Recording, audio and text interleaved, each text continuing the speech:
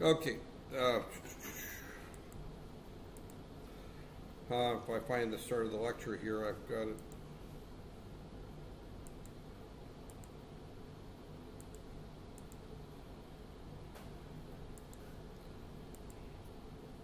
All right, let me just slideshow from present to current slide. Okay, this was really, again, I didn't overlap these. I don't necessarily do it on purpose, but I just want to make sure I don't miss anything on these slides. This is the basic 8051 internal operation. Now, this is a little different than if you look at actually where we ended. This was the last slide that we ended there previously. And let me just kind of go back to here. The top right here, the top here, this is a basic microprocessor system right there. A basic microprocessor system has individual ICs. These are individual parts of our system. We've got the CPU, which is the central processing unit. That's the main chip on the motherboard of your PC. We've got some chips in there that are called RAM, right there.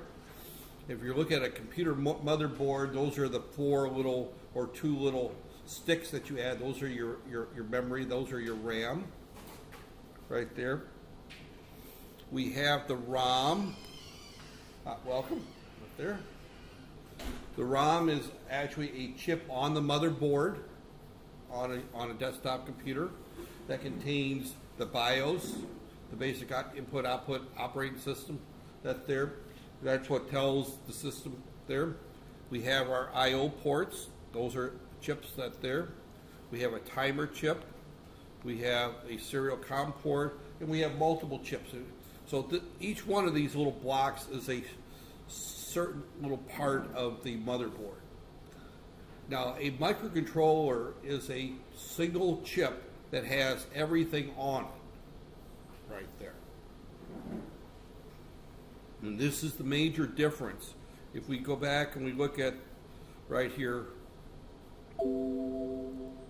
if we look at the major difference between a microprocessor, it has nothing on it other than only the CPU. That's the only thing on the microprocessor. A microcontroller has the microprocessor, but it also has a series of other things right there. So a microcontroller is essentially a one-chip computer. It has everything on it right there. Now, this course is called Introduction to Microprocessors. I'm actually using a microcontroller for the course instead of a full-blown microprocessor. But that's okay because a microcontroller has the microprocessor in it. So it's a lot easier. Now, if you're a hardware designer and you're designing say for example, a piece of equipment like a washing machine, we'll talk about the washing machine quite a bit here, then a microcontroller is probably the right thing to do because a microcontroller doesn't have a lot of horsepower. It's not a very powerful device in comparison to a microprocessor. You know, if you look at a i5 or an i7 Intel microprocessor that there, or you look at the AMD microprocessors that compete with it, these are 64-bit microprocessors. They can access 4 terabytes of memory. You know, they're extremely fast. They can do multiple things. They have multiple cores. A core is essentially a microprocessor on its own. So you can have an i7 microprocessor has 4 microprocessors on it. They're very, very powerful, very, very fast. General purpose. Microcontrollers tend to be much slower. They're not nearly as powerful. They're like the little 125cc engine you might have on your scooter or motorcycle, where a microprocessor, an i7, is more like the engine you find in a Porsche, right there. So it depends on what you want your system to do, which one you're going to use. It's a decision-making time when you're designing something. And I'm teaching this course in a large part from the design engineering mindset. So, You have to know the difference, and when you get a project that you want to design, you would look at the two of these and decide which one you're wanting to use. If you're dealing with an embedded system, which as electrical engineers, I talked a little bit about the difference between electronics engineers and electrical engineers. As an electrical engineer, you're most likely going to encounter a microcontroller design problem. You may encounter problems where you will have to interface to a desktop computer. You would add cards. So that's why why this course is part of the sequence. The goal here is not to make you designers of motherboards. You're not going to design desktop computer motherboards. That's not what you're going to be doing. But you may very well be interfacing to a desktop computer and having to connect it up to a power plant control system or a monitoring system for monitoring a factory or a factory automation system. So you will be seeing a lot of digital as electrical engineers, even though you will not be designing desktop computers. And a little side note is that none of you in this room, I think, know what you're going to be doing 20 years from now, right? None of you probably have a clue what you're going to be doing for a living 20 years from now. You're taking a course in electrical engineering. You would like to think most likely you're going to graduate and get a job as an electrical engineer someplace, doing something in the electrical engineering field. If your goal is to, make dresses and sell them at the night market, then you probably shouldn't be in an electrical engineering program. You probably should be in a fashion design program or a marketing program. But job markets change, economies change.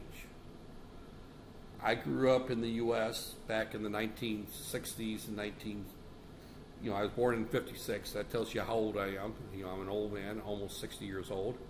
At that time in the United States, probably 75% of the work in the U.S. at that time was either in agriculture and manufacturing, which is currently the situation in Malaysia, right? If you look at the job market, there's a lot of jobs in the agricultural industry. A lot of them are being done by foreign labor, but again, a lot of them are being done by locals. And then there's a lot of jobs in the manufacturing area. Now, if I look at the U.S., probably in the professional realm, most jobs are either in the finance sector or the R&D sector. Very few jobs in manufacturing. The manufacturing jobs have disappeared. At one time in the U.S., you could get a degree in electrical engineering and go to work for a power company building power lines, in fact, power plants and monitoring power plants. The program that I left, I hate to say it, we probably have had one graduate per year for the last 15, 20 years get hired by a power utility. They just aren't hiring people. That industry has reached its plateau. They have all the people they need. They'll hire 1 or 2 people a year to replace retirees, but it's not growing. A lot of the jobs are being replaced by automation. Same thing in our factories. A lot of the factories I had a close friend of mine that worked in the manufacturing scale. He never got a degree. He graduated from high school, went to college, played around, smoked dope or whatever. I mean, this was the 1970s, so that was real common in the U.S. And this is not an advertisement for smoking dope. It should be something that I should say it's a warning against doing that, because he lost all ambition, dropped out of college, and went to work in a factory. Did very well for 20 years working in factories. Did very well. He moved from one factory to another, made a decent living wage there. His factory closed down and moved to Mexico. He spent 3 years unemployed before he got a job as a janitor. He's not a bad guy, knows how to work, but not very ambitious. But that was all he could find, because the factory jobs that he lived on disappeared. So as we look at going through life 20 years from now, you don't know what there is. So you have to be adaptable. You have to be able to change. Now, if he would have taken the attitude that, all right, this job's gone, I better get my tail back to school and get retrained in another area, even though I'm almost 50 years old, then he probably would have found a different job up there. So, you know, this is completely off the scope, but we need to realize that at your stage, you don't know what you're going to do 20 years from now. You're not even sure what you're going to do 3 years from now when you graduate, right? Up there. So, but you have to realize that in a lot of countries, after 20 years, 60 to 70% of the people are not working in the area that they got their degrees in. You know, they move. That, or they will find themselves stagnated in their career. Engineering is one of these careers that you cannot stop learning. You have to continuously learn. That there. If you look at history, and you know, I'm on a soapbox because a small group that there, but if you look at history, you know, civilization's been around about 6,000 years. You know, if you look for, you know, recorded civilization, that there. In the 6,000 years, the first 5,500 years, 5,500 years, technology did not change very much. You know, if you go back 500 years, we were still using horses to farm fields in Western culture. You were still planting paddy fields by hand. You were still harvesting things by hand.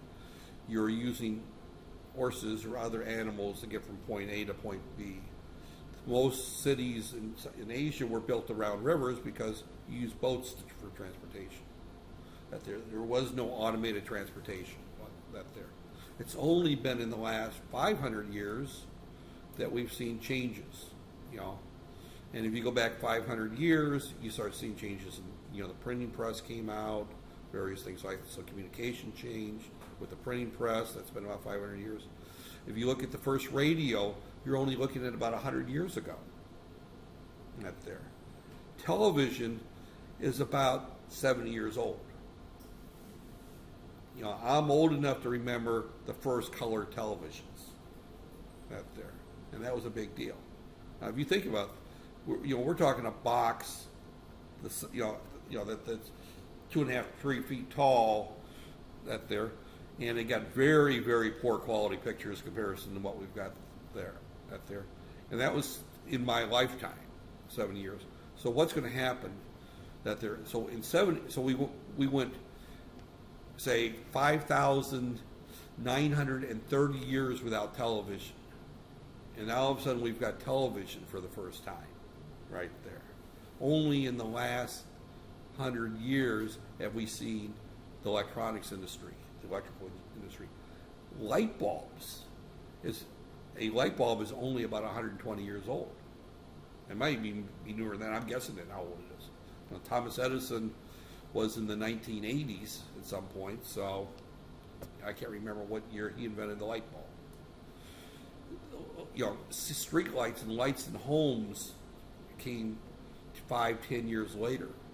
Power plants came after that. So what you're looking at is that technology has changed so quickly. When I graduated from college, my first bachelor's degree in electrical engineering technology is what my first degree was in. I had to go back and make it a BSEE in order to go on to graduate school. When I got my first undergraduate degree, cell phones weren't even out yet. Not there. There was no tablet PC. Laptops were the size of a briefcase, right there. So we're talking in my career, not my lifetime, my working career, we've seen huge, huge, huge changes. So as we look at what your goal is that the generation before mine didn't have to change very much. They got their degree and they could just work in that field and nothing changed that much. But you're in an area that changes hourly. You used to be able to say every year, every day. Now there's changes on the hour, practically, in the electronics field. The electrical field, not quite so quickly. But the electronics field affects the electrical. The electronics field affects every field. You know, something that you don't think of changing, surveying, you know, going out with a transit and marking off a piece of dirt and saying that this dirt belongs to, you know, Muhammad, this piece of dirt belongs to Suraya. You know, you're going to mark off this piece of dirt and draw the line and say who owns what piece of dirt. You know, 20 years ago, that was done by using various landmarks there that you would then try to. Now you've got very high precision GPS systems that there. You've got very, you know, that entire industry has changed. Not because the dirt has not changed, but the electronics has changed the construction industry. You go out and you look at building a highway, you know, and you see the surveyors along the highway. They're using computerized electronics technology that didn't exist 20 years ago. So even those areas have changes. The banking and the finance area changes. The computer system has made changes that a stock fluctuation in Kuala Lumpur is known in New York City within 30 seconds. So everything has changed with electronics. So you're at the point that, you know, you got a harder job than I did. I saw some changes in the last 35 years of my working career. You know, I'm almost 60. I started working at 18, so 40-some years I've been working. I've seen a lot of changes. You're going to see a lot more because the rate of change is accelerating. So now that was my soapbox. So, but you've got to, you know, and to survive, you need to keep up with the changes. All right, going back to this here, we're looking here at our general purpose computer versus our microprocessor. There will be a question on the final exam.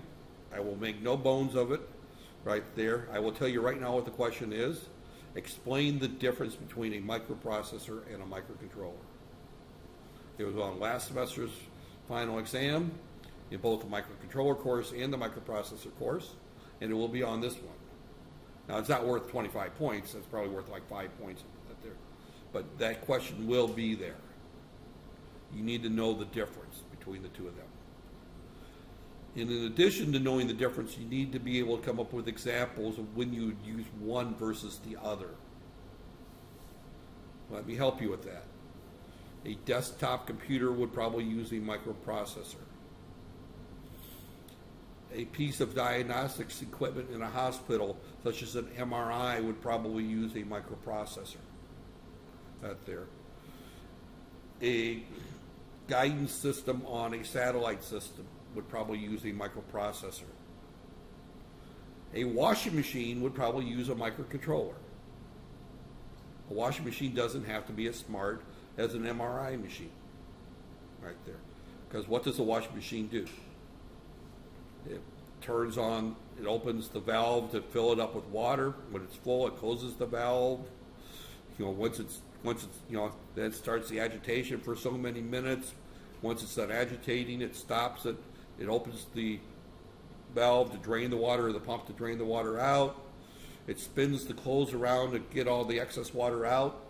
It opens the valve, fills it up with water again, rinses the clothes, shuts it down, spins it again, and then it sounds a little alarm saying your clothes are done, right? That doesn't take a lot of brain power to do that. But if you want to play some video game that uses 3D graphics, then you need some serious brain power. So you look at that there. Now there are custom microprocessors or microcontrollers, and we won't talk much about them. I just want to mention the custom microcontrollers or microprocessor. I won't say microcontrollers, custom processors. An example of a custom processor might be what you would find in your digital camera. It's not a general purpose microprocessor because it needs to be small, tiny, and everything's built onto the processor. There may be some memory there it will attach to the SD-RAM, but it has to process images very, very fast. Very, very fast. A microcontroller does not do image processing that quick. if I used an 8051 in my digital camera, when I flip the shutter and took the picture, I will wait probably 15 minutes before that picture is ready to be moved to the memory card. An 8051 will not work as a digital camera processor. You know, so when you look at digital cameras, companies like Canon, Nikon, Sanyo, Kodak, they design their own processors. The same companies also design processors that go into cell phones. Out there. A cell phone is a specialized processor that does various things. Now, a cell phone may have a processor for the camera, it may have a processor for the running the phone itself, and then it may also have the actual, for all the iOS applications or Android applications. But a cell phone system is actually, those are custom processors. A company like Apple, Samsung, they design their own processors for their phone. So those are custom processors. And that's a family we're not talking about in this class out there. But there's a whole series of processors that are very specific. And they fall under a category called system on a chip, typically, where you have a processor or multiple processors on one piece of silicon, and they're custom designed by these companies. I've worked on some of those systems right there. That's there. I worked for a company called Magnavox, later it was bought out by Raytheon, and we designed military hardware. And a lot of that we did custom processors for. Back then it was extremely expensive, and the only people who could afford to do that was the federal government in the U.S. Or the British government. Okay, the microcontroller, again, has everything on the same chip right there. Now, various versions of the microcontroller may have different things, but the microcontroller does everything. There's no needed add-ons. All you do is hook up 3.3 volts and ground, and the thing's ready to go. Out there, you put your software in it, and then you hook up your I/Os directly to the microcontroller. You don't need to do any system design. You look at this system here. Oh.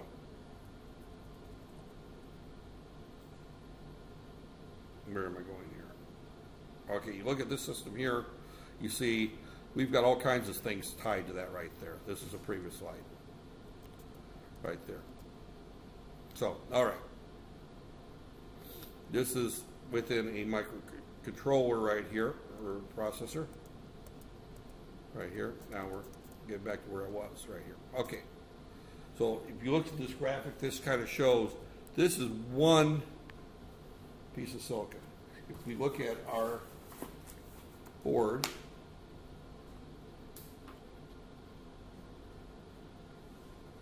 right there.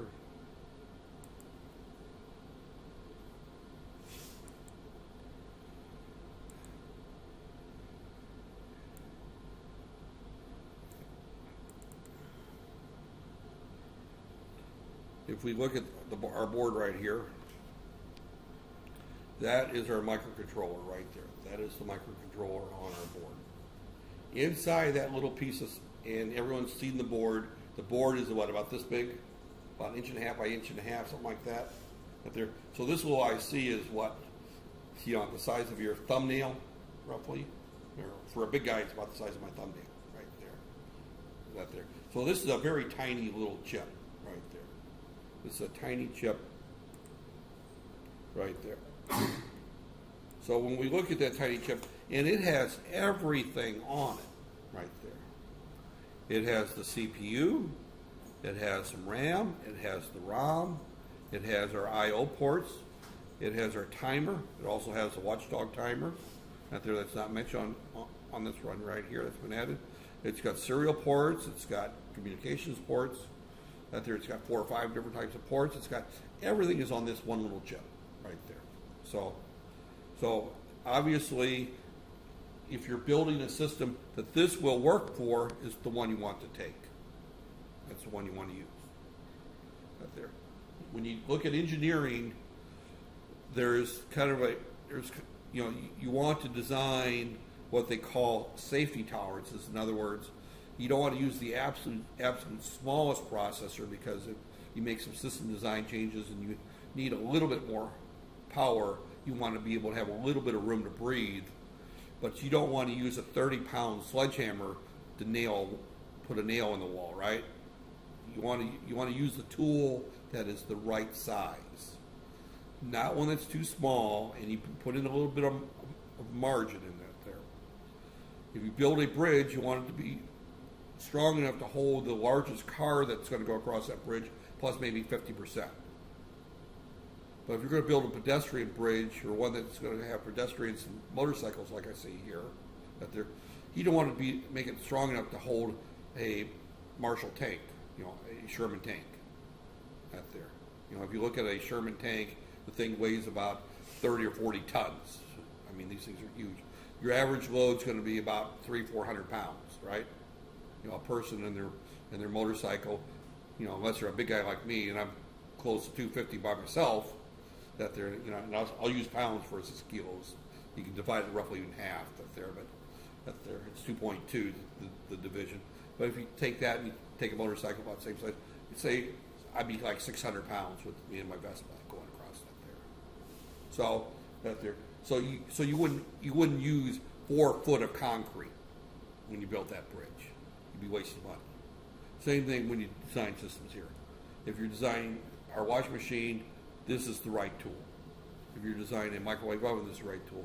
If you're designing, for example, the GNAV, the GPS system for a car, this is probably not the right tool. It doesn't have the horsepower to doing the calculations and the optimizations and everything required to do GPS calculations. You would probably have to go to a much more powerful microcontroller right there.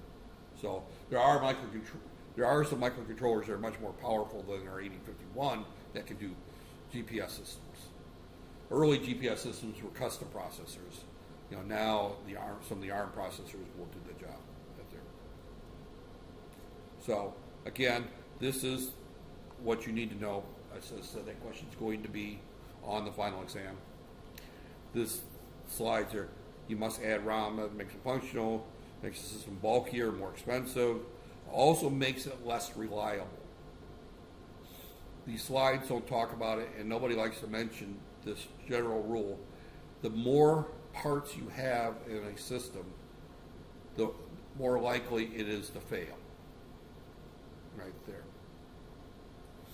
So that's just a general rule. Now, if you look at a computer system, if a memory chip on it fails, you get this blue screen of death.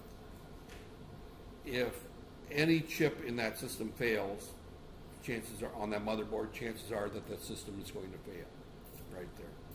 So if you replace 30 chips with one, you've improved your reliability considerably. You've also reduced the manufacturing cost. That's part of the cost. You've also reduced the size requirement. And something's very important, you also reduce the power consumption right there. Power consumption's become a huge issue in modern society. When I was growing up, pretty much everything got plugged into the wall. I mean, we didn't have cell phones that walked around on battery power. We had the small transistor radios, but they sounded like trash. The only time people ever used transistor radios, I remember, was to listen to baseball games during church. The preacher would be boring, so they would listen to the ball game on the radio. So, but transistor radios were pretty good size. They're about the size of 2 packs of cigarettes back then. They were pretty good size. They used a little 9-volt battery. But people didn't worry in the 1960s and 1970s about battery life. Really, battery life changed when the laptop computer came out, and people wanted to run them off batteries, away from plugs for a while. And then the cell phone, of course, totally changed how we view battery life. How many people buy power banks and carry with them for their cell phones, those little power banks? Because you can't be without your cell phone goes dead, you feel like you're lost, right? So So not only do you rely on the battery in the cell phone, but you also rely on a backup battery. I always buy cell phones that I can buy spare batteries for, so I carry a spare battery with me. Now, that's one of the reasons I never bought Apple, because you can't put a different battery in it. I've always stuck with Samsung phones. That the new Samsungs, the S6, and I think the Note 5 now have sealed batteries, so I probably will switch to another brand. You know, I've always insisted on having a spare battery. And one of the things about cell phones I should point out is that cell phones, if it's a properly designed cell phone, chances are the battery will fail before the cell phone, so you can always buy a battery and get another year or two out of the cell phone, right? Of course, nobody does that. As soon as next year's model comes out, they buy a new one, right?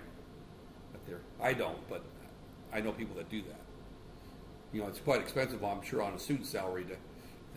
I doubt if any of you went out and bought the iPhone 6 when it came out last year, did you?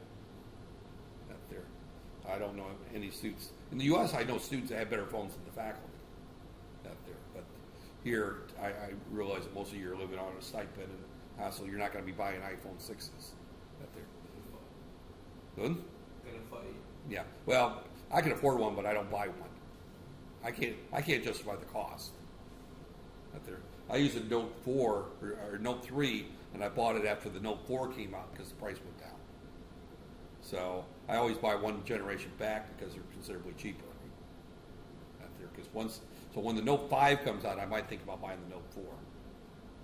But the Note 4 has a replaceable battery. The Note 5 is supposed to come out in August, and they're saying that it's going to have a sealed battery right there.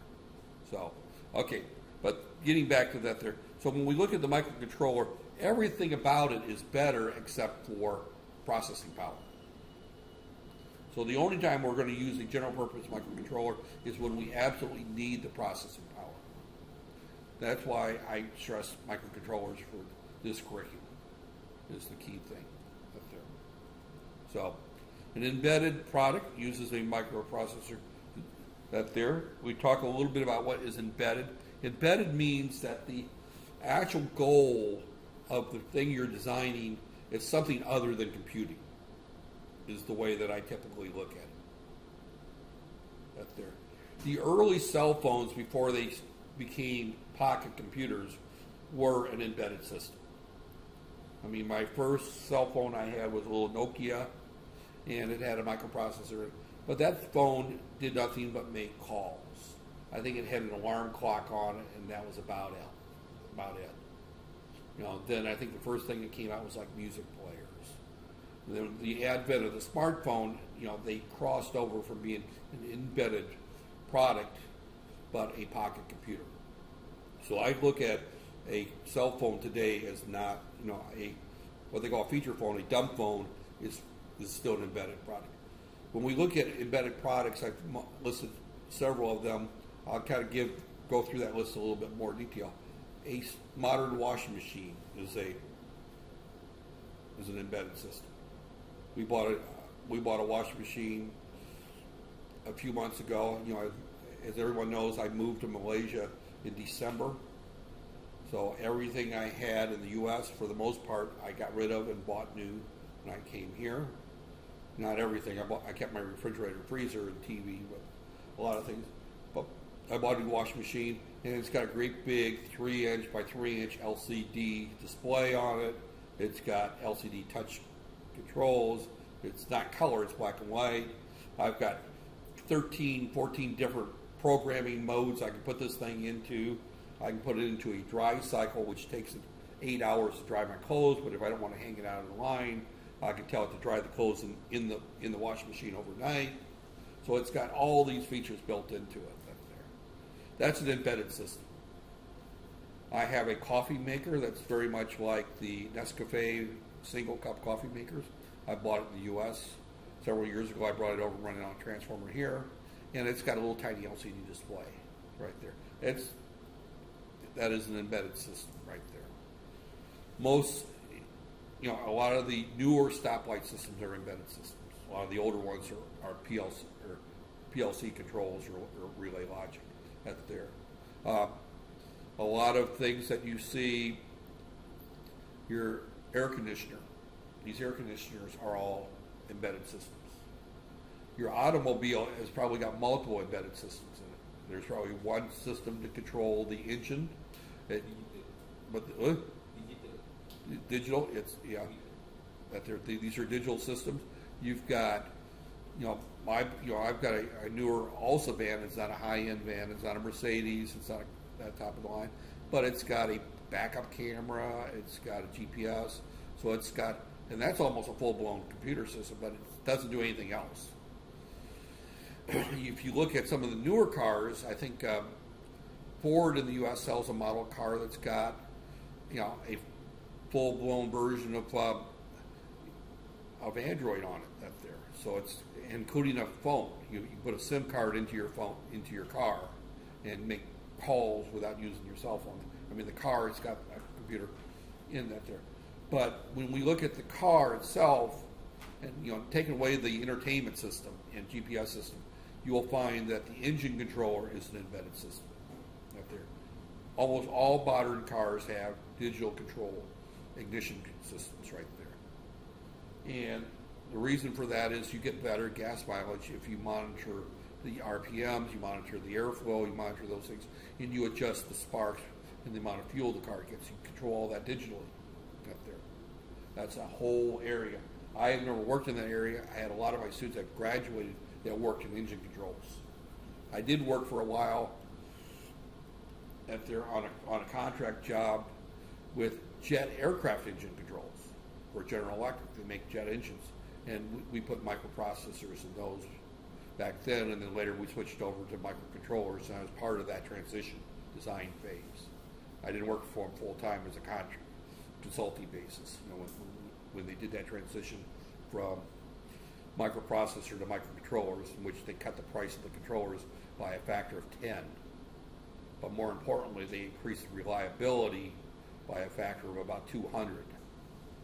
And the reason, when you look at something like a jet engine control, or even an automobile engine control, that's in an environment that is very hostile to microprocessors.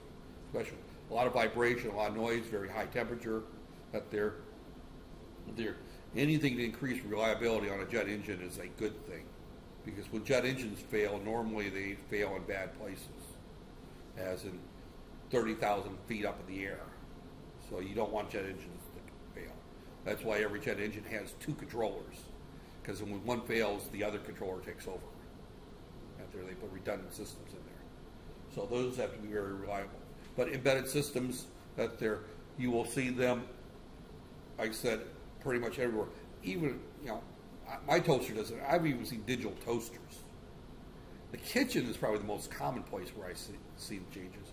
But things such as taking your blood pressure. Has anybody ever seen the old blood pressure cuff where the doctor pumped the ball up, watched the mercury go up there, and then you put the stethoscope on there and listen for the blood flow to start flowing in your arm? Ever see those? Yeah. I learned how to take blood pressure with those. Before while I was going to college, I worked for a hospital part-time, so I had to learn to take blood pressure. So I learned with the old mercury dials. Nowadays, I've had periods in my life when I'm under a lot of stress, my blood pressure shoots up. Normally I have good blood pressure. You guys don't give me any stress, so my blood pressure was good today. But actually, the only time I had blood pressure problems was not when I was dealing with students, it was dealing with professors. When I was trying to manage professors, is when I had high blood pressure. Professors are the worst people to try to manage. We call it equivalent to herding cats. There, you can't control them. But regardless, my blood pressure comes. I put it on my arm, I push a button, I feel the thing pump up, my blood pressure comes up right there. I had surgery done about three weeks ago. Actually, first day of Ramadan, I had a minor surgery done. I lay in the bed, and the nurse hooks a few things on me, pushes a button, comes back. She knows my blood pressure, she knows my heart rate, she knows my breathing, she knows everything about me. So again, same thing. I step on a scale, I get it. I weigh something. So you see embedded systems in everything today. Toilets. I haven't seen them here I've seen them in Japan. In the U.S. we haven't gone to microprocessor controlled toilets, but in Japan they've got them where you can give the temperature you want from the bidet water, on a digital control, and it will, heat the water up before it washes your backside. That there. So even toilets that they're, your shower, it's digitally controlled, the temperature on that. So when you look at that, there, embedded systems are in everything. There are far more embedded systems than there are microprocessor-based systems. It's about a 10-to-1 margin. This room doesn't count because we've got that. This is a computer lab. But if you look at your home, you can probably see, counting your cell phone, possibly, and I'm not talking your room in the hospital, but I'm talking the normal home. You might find 3 computer systems. Plus 1 for each cell phone if you count the cell phone as a computer system, right there. But if you don't count the cell phones, you'll see 1 desktop computer, typically for a home. But you'll see in the kitchen, you'll see 6 or 7 of them in a modern home. In the living room, you'll see 3 or 4. Your DVD player has 1. Your TV controller has 1. The one that hooks up to Astro or whatever you have that there. So everything, you're going to have 5 or 6 there. Your car has multiple ones. We talked about that. So there. So when we look at that, there, an embedded system is designed to do one task and one task only. I will say that that's probably not 100% true. Most embedded systems will do 2 or 3 tasks today, but a lot of them will do 1 out there. So, example is, the thing that takes my blood pressure will take my blood pressure, check my heart rate, and check my breathing. That there. So it'll do 3 things. They're all related to each other, but the main goal is to do the blood pressure cut. That there. Your engine controller, its job is to check the spark plug fans, control the fuel, control the oxygen level going into it. So it controls various transducers, but its primary job is to keep the engine in your car going. That there. So the security system in your house, its major job is to check the motion sensors and things like that. That there, and its job is to sound alarms. That there, maybe it might make phone calls to the police. I don't think those are very common here, but in the U.S., it's very common to have what they call a monitored alarm system, where if there is an intrusion, the system will automatically signal a call center that would then say, all right, there's been an intrusion, such and such address. They will call the police. That there. So, that there. And that's but that depends on a police department that's going to show up within a very short period of time. That there. I actually had accidentally had mine go off a couple of times, and I had the police show up at my front door asking if there's a problem, and I realized I forgot to turn the alarm off. And I've actually had a couple of times where I had a cat jump from the balcony onto the floor and set off the motion detector, and the police showed up, and that's there, So, but we have those there. A PC a PC can be used for any of a number of applications. That's the key. So we've got those 2 differences. Again, I'm spending a lot of time because I'm telling you right now that's going to be a test question. You need to know the difference. An embedded system, which typically uses a microcontroller, might use a microprocessor. That there is designed to do 1 task and 1 task only. I'll leave that definition, although I can be expanded to a couple of tasks. And they're usually related tasks. That there. Another example is a gasoline pump. That there. It pumps gasoline, monitors the price. That there. If you look at a computer system, a PC, it will play video games, it will work as a word processor, it will run spreadsheets, it will connect to the internet. It does an infinite number of tasks. See, that's why I put smartphones in the same category as PCs. They're pocket computers. They're not embedded systems anymore, right there. They violate that there. So, as one microcontroller. Now, there may be in a PC, you might find embedded systems. A printer is typically an embedded system. So, that there, if you have a scanner, that's an embedded system. If you have a digital camera, that there. Your keyboard, your first keyboard's hooked up to IBM PCs use 8051s. Right there. There's a microprocessor microcontroller within the keyboard, right there. A lot of the monitors have microcontrollers put in there.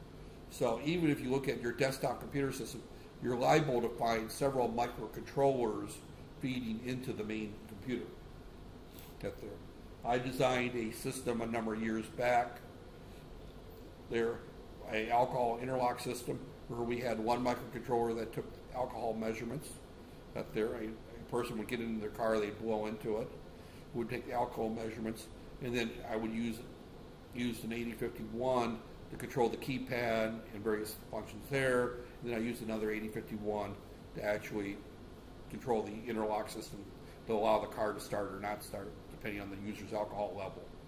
That there, so you may have multiple ones there. Okay, I'm going to skip this one. I've spent half an hour talking about this one already. This slide, that there. So, okay. Many manufacturers, general purposes, have targeted for the high end of the embedded market there. There are times, and I mentioned this before, that a microcontroller is inadequate, right there, for a particular task. The one example I gave was a GPS system. A microcontroller may not be able to do that. Right there. It optimizes it for embedded systems. An example of that one is the embedded processor microcontroller. That there, I worked on a system that one time, I can't remember, it was a military system, so that there, that it was an embedded system, but it required a lot of image processing.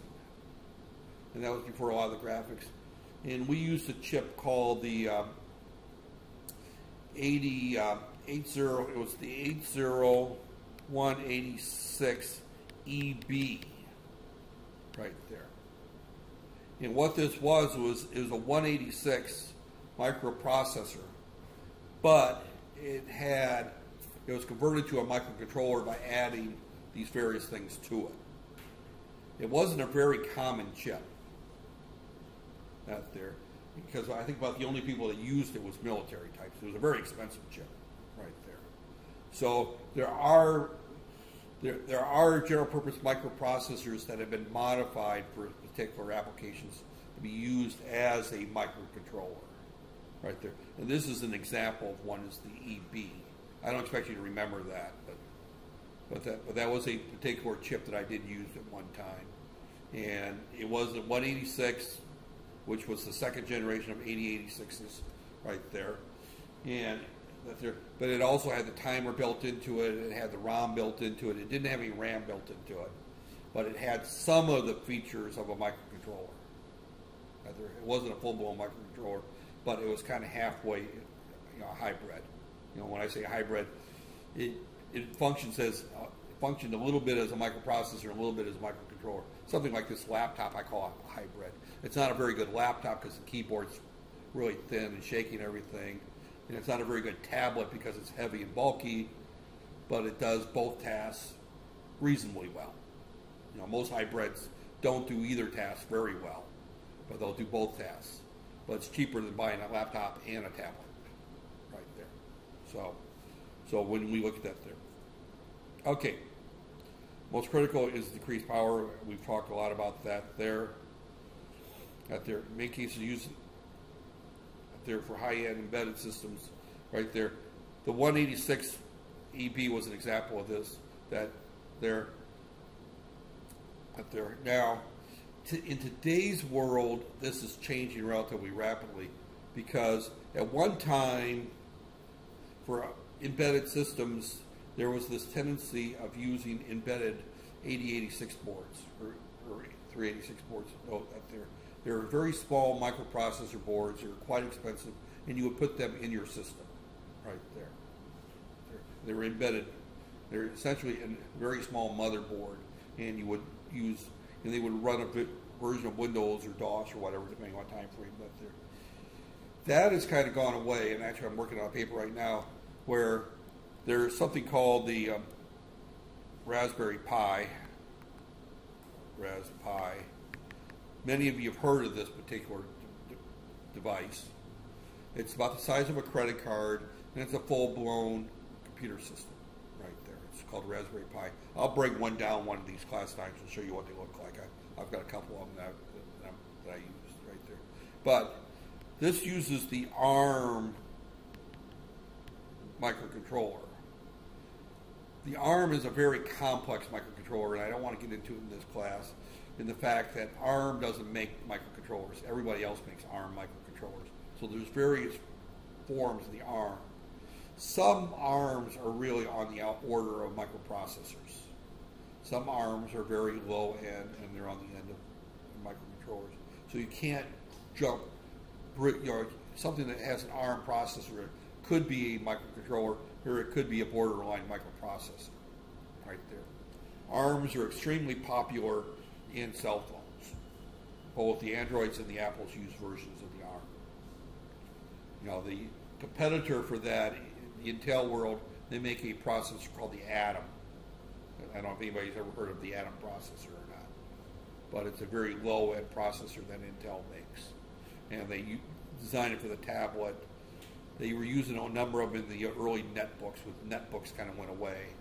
The netbook was replaced with the iPad, put the netbook out of business. But there's still a few out there. But again, the ARM is out there. So the Raspberry Pi is actually used in a number of embedded systems, or could be used. It's not being used very much, and I see it being used a lot more. I think that's going to replace the 186 boards. They're just too expensive. And the Raspberry Pi is cheap. It's like 100 ringgits for the board. I mean, it's very cheap. The board is 100, 120 ringgits. And it's a full-blown computer. It's got, the new one, I think it's got 2 gig of RAM on it. It may not be quite that much. And it uses a micro SD card for its hard drive. Right there. It's a very, very powerful little. And it's a size, it's this big. I mean, like 1.5 inches by 2 inches. Right there. And it's got an HDMI output. You hook it up to your television set. It's got 4 USB ports. You can plug in a regular keyboard and mouse to it. Right there. It uses your cell phone charger as its battery pack. Right there. So it's a very powerful little, and it's very tiny and very inexpensive. Right there. So I see this here going more toward the Raspberry Pi. You know, this generation of Raspberry Pi is powerful enough for that type of operation. Right there. Okay, what we're going to be talking about in this class, I've been going for a good hour, is we're going to be looking at microcontrollers. There's a whole series of them out there. I should add the ARM series. I think it's the M series, because the ARM has got 2 series, the A and the M series. And I'm not that there. That there. The ARM also that there. These are all 8-bit microcontrollers. Intel, the 8051 is kind of a unique device. I probably mentioned it before. It was developed back in the 1980s by Intel for use with cars. There was its primary use. It's been used for all. Intel quit making the 8051. They no longer make the chip. Up there. So if someone says they're using an 8051, they're using a more modern version of it. Up there, and we'll get into that. The Zilog Z8 is still around. I'm surprised that they're still around. Up there. They're probably the #1 microcontroller that you'll find, if you don't count the ARM, is probably the PICs. The microchip PICs. I'm not a big fan of them. I've used them, but they've got some real problems, but they're very, very, very cheap. We had a company near where I lived that designed controllers for heating systems. These had to be very, very low end. These are the ultra low end microcontrollers. They're very low end. You could run it. They're 8-pin devices. And they're like 30 cents each, 40 cents each. I mean, they're super cheap. So, they have some more. They have some higher ends. But these are used in a lot of very low end. A toaster, for example, might use a PIC. PICs PICs have been around. They have a variety. I worked with a guy that he was in love with the PICs. I was in love with the ARMs and the 8051s. I thought the PICs were toys, but he pointed out that there's more PICs being used than there are the little bit high power ones. So which one is best depends up there. When you graduate, you don't know which one you're going to use up there. And you don't know which one you're going to, because the one you're going to use 10 years from now hasn't even been released yet. I mean, that's why I say that's the problem. None of these existed when I was a student. Well, actually, the Z8 existed and the original 8051 existed. The 6811 was the 6808, I think it was, right there. And then the PICs weren't even around then. They didn't come around. Microchip didn't come around for quite a while later. There are a lot of 16 and 32-bit microcontrollers. We'll talk about them, but we won't be looking at any of those. Okay, this is all background information out there. This afternoon we'll get into a little bit more, and bring your boards this afternoon, by the way, out there, because I want you to just kind of follow along as I do a few things this afternoon out there. So you should still have the lab from last week, the file, right? Out there. So we'll use that as our starting point, and then we'll write some code out there just to see a few things happening out there. Okay. These are all things that a design engineer has to take into account in selecting a microcontroller or processor. How fast does it need to be? Packaging is one of those things that deal with size. It also deals with the the complexity or the capabilities of your manufacturing operation. You know, typically, for example, if I was going to have this class actually build a project, and I've had classes where we actually built the project. I know the ET program does some of that here, Engineering Technology program, and I taught an ET program, and we actually had people build projects out there. Well, if you're going to be working in a typical, fabrication where you're going to make PC boards and you're going to be doing this and it's very low tech, then you're going to have to use something called through-hole packaging. And that's where you have the pins that go through the hole and you solder them underneath. If you have more complex, ways of making your circuit boards, you can use surface mount. That's there. If you have extremely complex methods, you can use something called a ball grid array. So it depends on the complexity of your manufacturing. As you get to more complex systems, the cheaper they are once they're built, but the more expensive it is to have the equipment to make them out there. Now, we made people in our fab course back in the U.S. use surface mount so they could get used to using it. But, boy, some of those look pretty bad because they were doing surface mount by hand. Surface mount by hand assembly is not very pretty right there. So if you look at the board that we've got here, probably closed it right there, but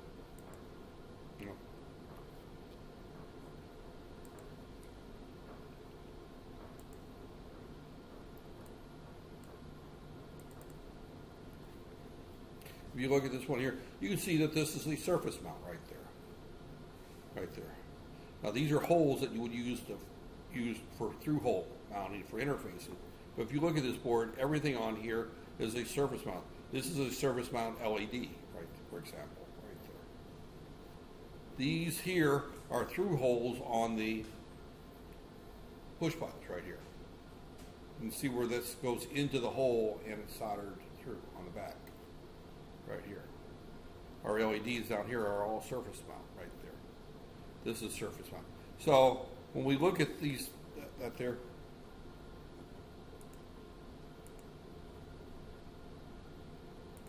right there, that's the packaging discussion right there.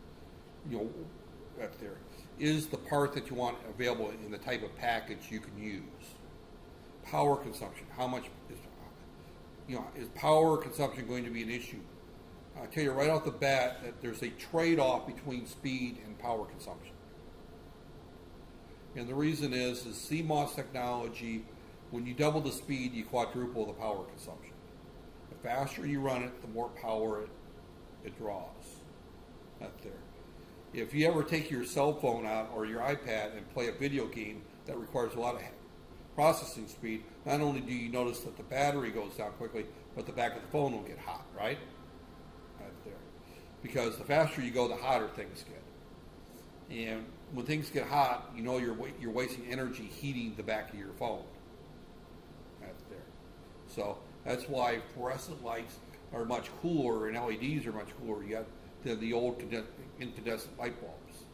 Right there. Because when you look at the old style light bulb, a lot of the energy went up in heat. Right there. So power consumption is up there. So, but speed increases the power consumption as in a squared function. You triple the speed, you cut your battery power down by a factor of 9. So you a huge trade-off. The amount of RAM and ROM on your chip. How complex is this program going to be? How much code is going to be? Not there. How much memory does it need for scratchpad? Not there. Not there. Those are all things and you have to guess this before you actually design the thing. Because once you start designing the thing, you know, you've locked yourself into a family of processors, then all of a sudden you've got changes you have to make.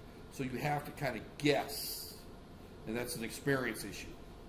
Out there, I look at this, I say, well, that's probably going to take about 2K of code, so let's pick a chip with 4K in case I'm wrong. I give myself 100% leeway because I've invested so much in that, into that there. Number of I/O pins need and how many timers you need. How easy it is to upgrade to higher performance or more version cost per unit. And along with that, I should also point out that is there existing code available to speed up the time to market? When you're working from a design standpoint, especially in the consumer realm, when I talk about consumer realms, I'm talking about something you're going to sell to the general public. Time to market is a huge issue because if you're the first person to get something on the market that's a quality, you can capture that market share and possibly hold on to it forever. Now, some companies were first to market and they put out a product that was not very good. I'll give an example of that.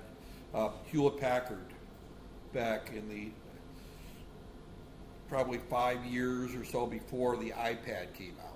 The iPad came out somewhere right around, what was it? The first iPad was what, right around 2009, I'm thinking. So around 2005, 2006, Hewlett-Packard introduced a computer system called the TC-1100. And it was a hybrid system right there. And what it was very much like this here. As a matter of fact, this is based on a more modern design. It had a detachable keyboard that you don't have to use.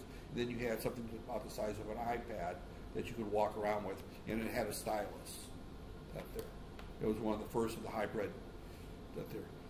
It looked almost exactly like an iPad. That there. Which I think is quite ironic that Apple later sued Samsung for stealing the design for the iPad when Apple stole it themselves from Hewlett-Packard.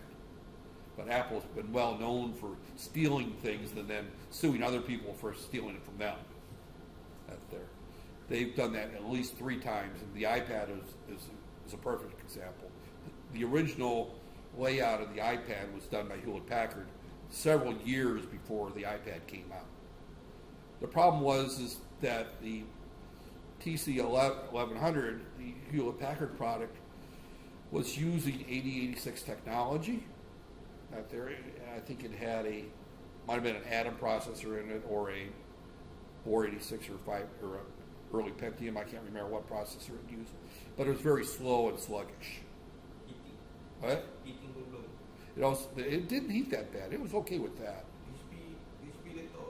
Some of their laptops had, but this is a 10-year-old product. It didn't have the heating, but the problem was it was too slow. They probably slowed it down to counteract the heating problem.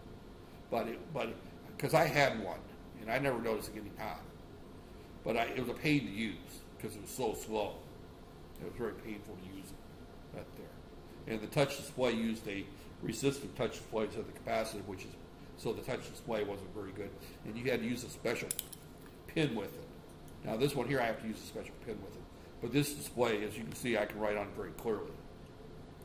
That one was not nearly as easy to work with. So when Apple came out with the iPad a few years later, the technology had caught up.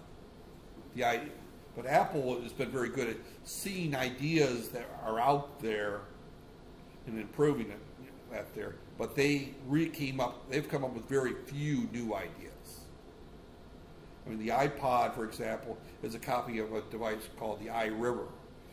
That there, they even sold the i from it there. But iRiver made an MP3 player before the iPod. That just played MP3s. That there.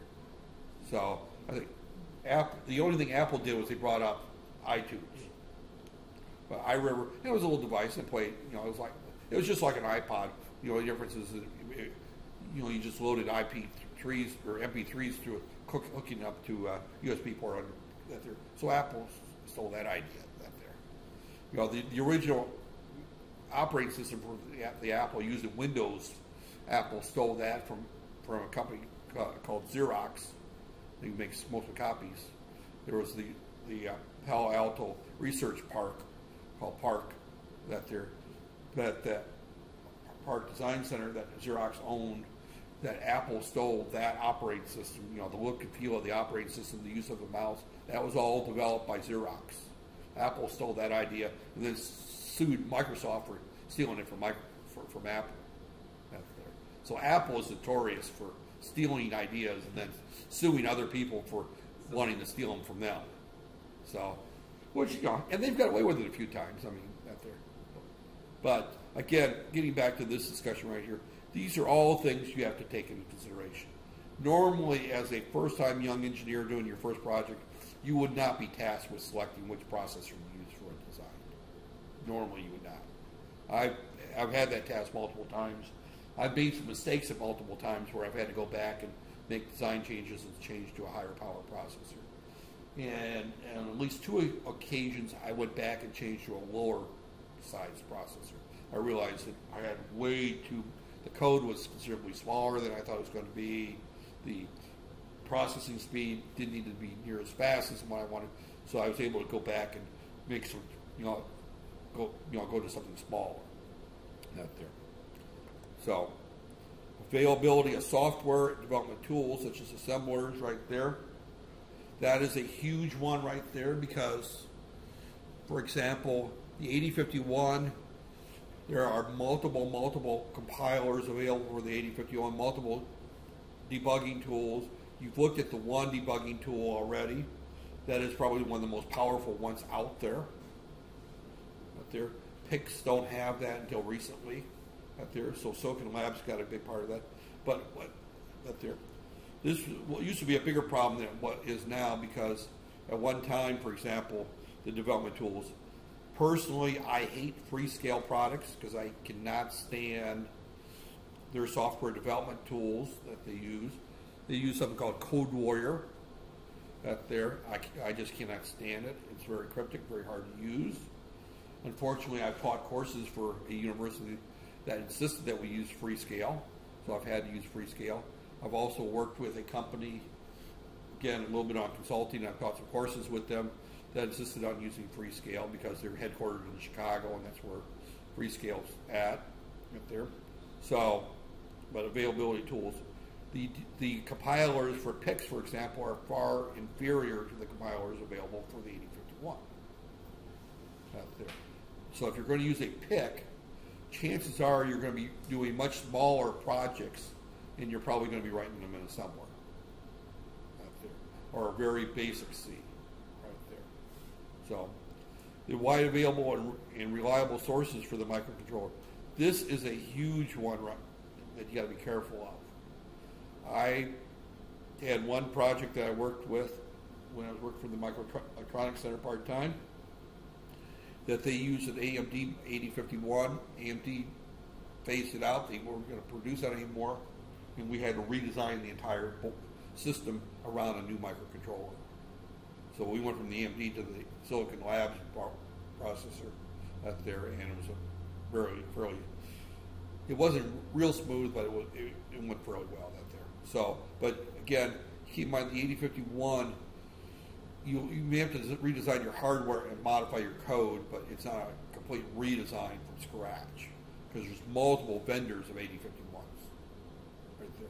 So these are all issues right there. This was the original 8051 introduced in 1981. I said the 80s right there. It's an 8-bit that there. The original one had, and note these two items here, it only had 128 bytes of RAM. That's not meg, that's not gig, 128 bytes of RAM. It only had 4K of ROM, 2 timers, 1 serial port. It had 32 I/O pins though. That's quite impressive. And had 6 interrupt sources. It became very popular right there.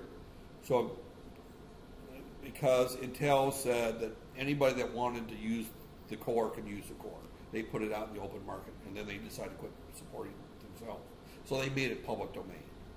So it created this whole area now that we've got multiple processors using the same core and the same software that other vendors can tweak for their own out there.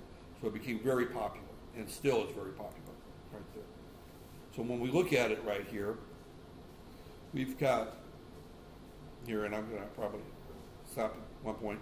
On the chip, we've got this very complex drawing here. There. We've got the oscillators on the chip. It requires a crystal. Now, our processor doesn't require a crystal. They've actually took the crystal requirement off of ours. It's got the CPU. It's got the external interrupts. The interrupt control is built onto it. Doesn't require an interrupt control device. It's got the on-chip ROM for code. It's got the on-chip RAM for any scratch pad. It's got a couple of timers. The original one did. It's got a single serial port. Now we'll see that ours has got more.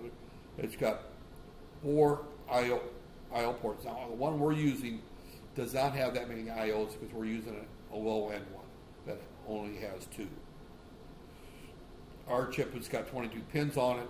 Obviously, if it's got 22 pins, you lose 2 to VCC and ground. You're left with 20. So if you take 16 of them for I/O, you're left with 4 for other uses. And you're going to need some for clocks, some for other things. So we've only got 2 ports available on ours right there. But there are versions of ours that have far more right there. And then the bus control. This is all on the single chip right there.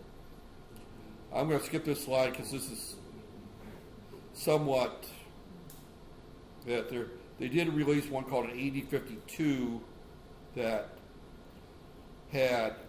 was larger, but again, an 8052 is just a larger 8051. So you won't hear the 8052 anymore. The 8051 required external ROM right there. It was not very popular. And if you use external memory, notice that you have to use the address and data buses. You lose 2 of the ports. So, especially with our particular processor, we've only got a couple ports. If we try to use external memory, we've got a problem. We don't have a whole lot to play with there. So, they made several of them. These are the early ones. The 8751 is the one I used more than any other chip when I was doing projects. That there. And the reason is you can erase it and reprogram it. You can do that about 100 times before you throw the chip in the trash right there.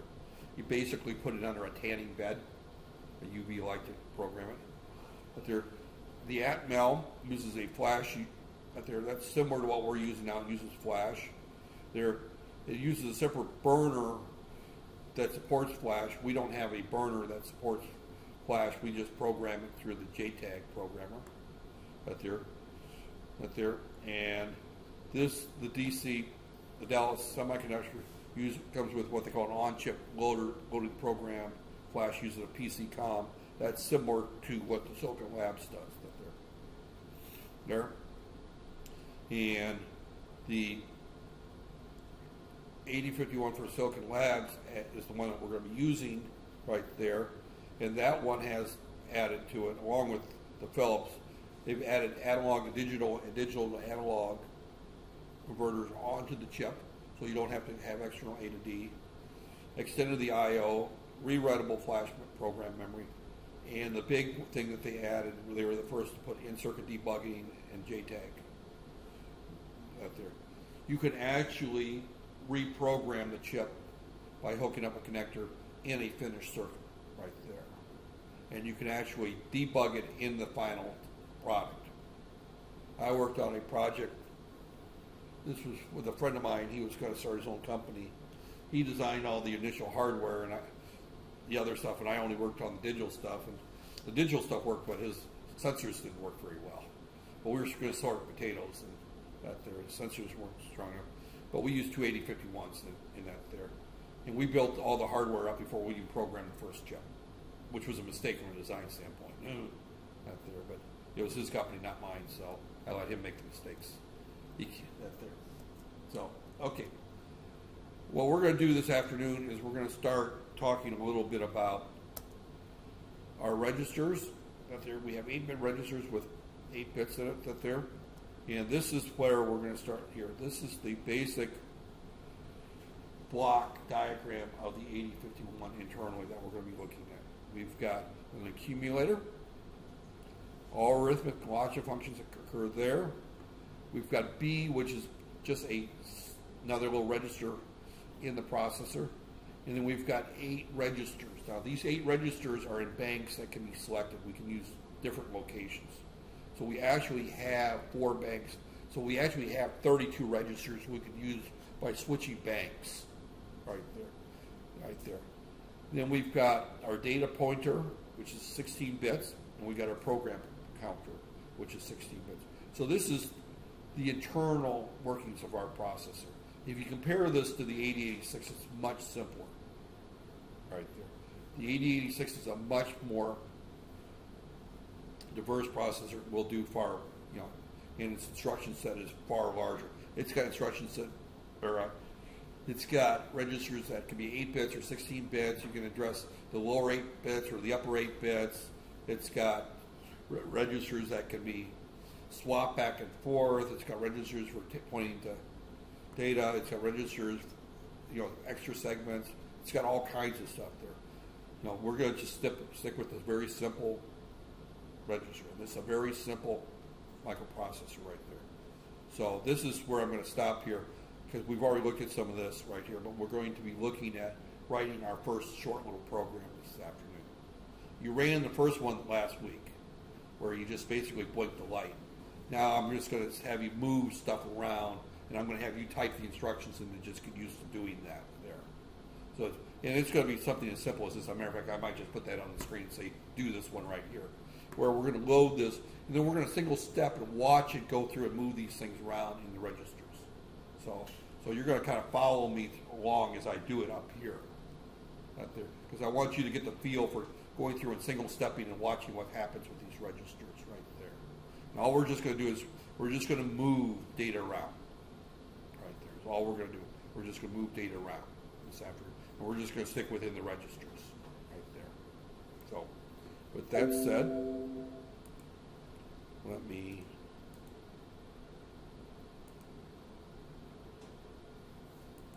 stop this. Boy, this is one of my longer discussions.